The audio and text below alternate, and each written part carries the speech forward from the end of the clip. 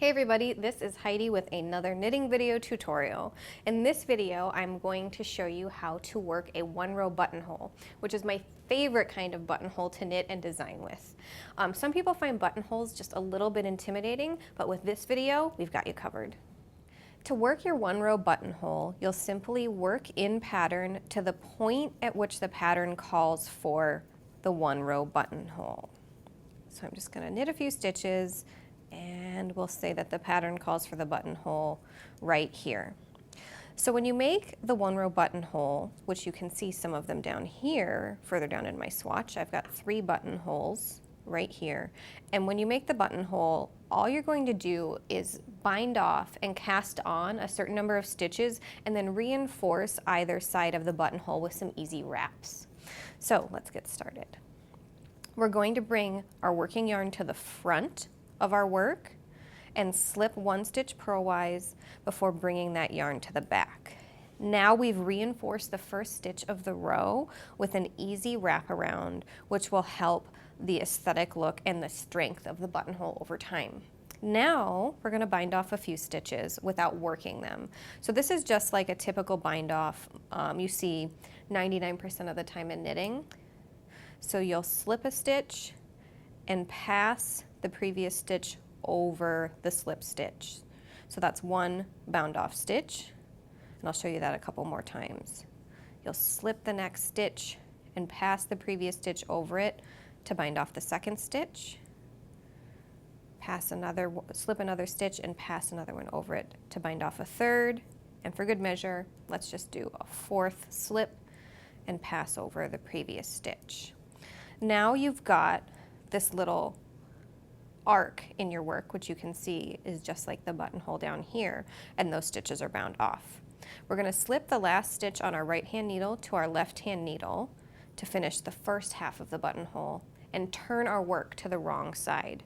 I did the swatch here in stockinette so you can easily see which side is the right side and the wrong side. So here we are looking at the wrong side of the work, which you can tell by the purl bumps. So in the one-row buttonhole, you're turning your work back and forth between the right side and the wrong side. So one thing you need to remember to do is always keep that working yarn at the back of your work, unless you're doing one of those wraps like we did at the very beginning.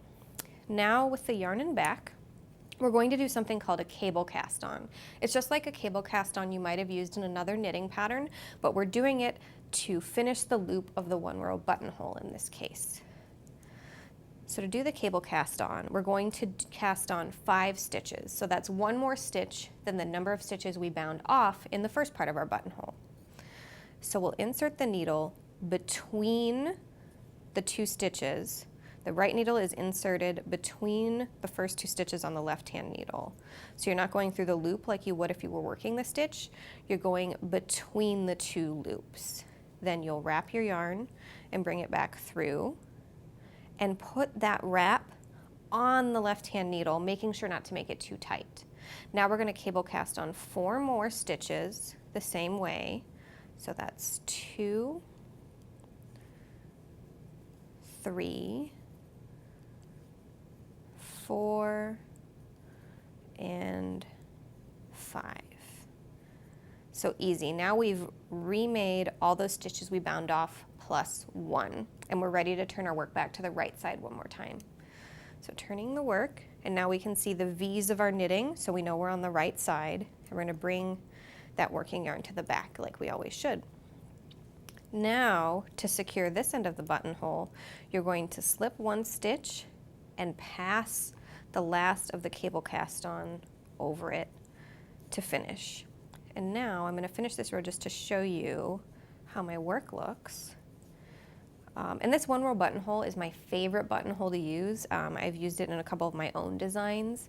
I like that it only takes 1 row to make. It's a little bit complicated to all keep memorized, so I would keep this video or notes on how to do it in your knitting supplies. That's what I do to keep track of it. So here is the buttonhole we just made up here. And you can see that we bound off and then cast on, creating that opening. Normally when you make these one row buttonholes, you'll do them all in a row, like down here in my swatch, so that they can be worn as a vertical row of buttons on a cardigan.